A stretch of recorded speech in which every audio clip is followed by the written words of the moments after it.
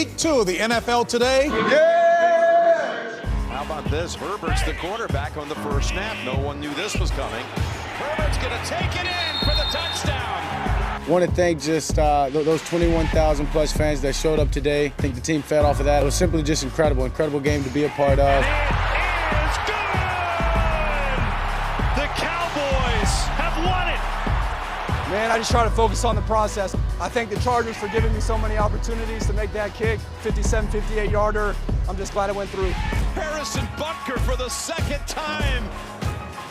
Brady pumps and throws. And just like that, touchdown Tampa Bay. Pretty amazing. He sits it down, and a guy does so many things for our offense. He floats one for Jones, who makes the catch. Allen really flushed out. They're coming from every direction. And he is still on his feet. Incredible. Really an amazing game. Russ had a terrific night again. 2 5-touchdown passes tonight. It was just, you can just see that he's really in command of what we're doing. Caught for the touchdown. I'm really happy for our team, proud of our guys, thrilled for being a part of our first win here in our stadium.